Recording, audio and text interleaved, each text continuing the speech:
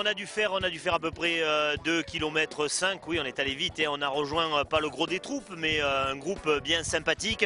Nous sommes au ravitaillement soupe et c'est de la soupe de, comme dit la dame, Maïs. de maïs. Donc on va goûter la soupe de maïs. Excellente soupe. Alors la pluie, le ciel menace mais la pluie n'est pas tombée et on est passé dans des paysages fabuleux. C'est vraiment une belle randonnée et une belle organisation.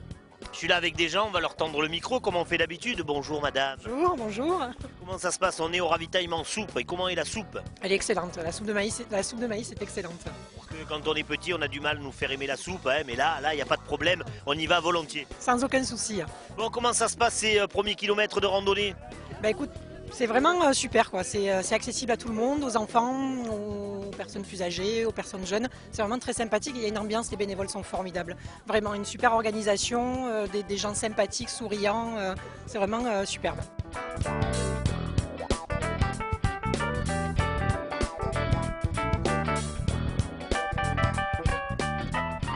Nicole, le petit papier entre les mains, vous venez de faire les premiers kilomètres, ça n'a pas été trop dur? Non, non, je fais de la randonnée depuis 25 ans, alors ça va, c'est bon. Oh, alors, c'est pas 2 kilomètres qui vont lui faire peur. Les paysages sont fabuleux. Hein. Ah oui, oui, je suis très étonnée de voir Lançon à cette hauteur, à voir à 360 degrés.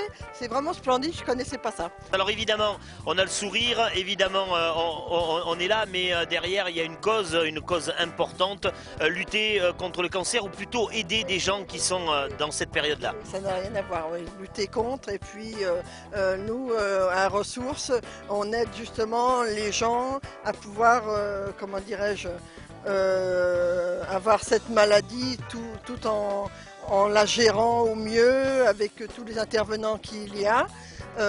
Pour les aider à mieux se comporter, à avoir le moral et ils se trouvent très très bien entre eux. Quand ils arrivent à l'accueil, tout va bien. Bon, 25 ans, c'est ça d'expérience rando? Randonnée, oui, 25 ans, oui. Bon, on va la suivre, hein. Elle va nous servir de guide, on va être derrière elle et si on est un petit peu fatigué, je monterai sur ses épaules, d'accord? Ah bah si vous voulez, il n'y a pas de souci. Hein.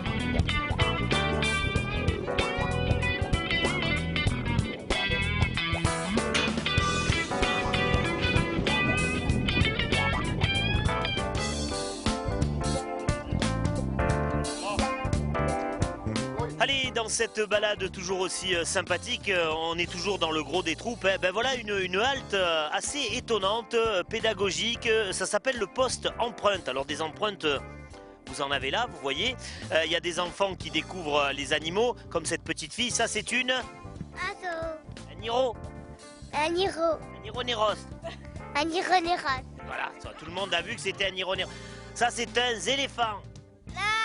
Bon, tu as compris qu'on plaisantait avec elle. Si. Un renard. Voilà, elle a la bonne réponse, donc donne-lui un point. Et on est avec nos amis chasseurs, c'est bien, ils se sont associés à cette initiative avec la société de chasse de Lançon de Provence. Robert est ici qui remplit des papiers. Robert remplit toujours des papiers, n'est-ce pas Robert? Toujours, je remplis que des papiers. Je suis là pour remplir les papiers. D'ailleurs, c'est moi qui m'occupe de tous les papiers de la CCL. Vous avez l'impression que les gens ont un bon niveau dans la connaissance des animaux. Vous présentez là quelques animaux empaillés avec un beau sanglier là-bas. Les gens connaissent ou alors ils sont un peu perdus? Ils connaissent pas tous. Ils connaissent le renard, ils connaissent la pie, le sanglier. Après, c'est pas évident pour certains. Robert, qu'est-ce qu'on trouve là qu'est-ce qu'on trouve dans les alentours de Lançon en Provence comme animaux? Surtout le perdreau. Nous, aujourd'hui, on est surtout ciblé sur l'élevage du perdreau. Quand je dis l'élevage, c'est qu'on essaye de faire une reproduction en colline pour avoir éventuellement du perdreau sauvage. Donc c'est vrai qu'on arrive à mettre dans des parcs de prélâchés que l'on fait un petit peu, que l'on met autour de tout Lançon pour implanter du petit perdreau de 16 semaines.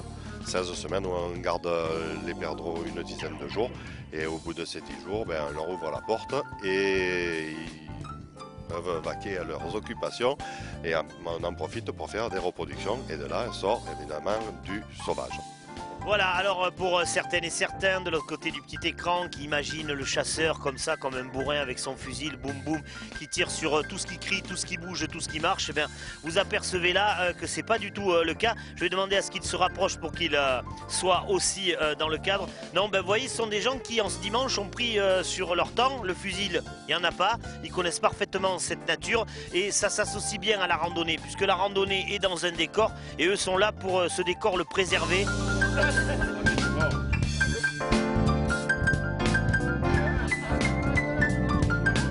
C'était le point empreinte avec nos amis chasseurs de la Société de chasse de Lançon en Provence. Je regarde l'heure, il va falloir aller manger. Et Nicole, celle qu'on suit, elle est déjà loin. Nicole! Nicole!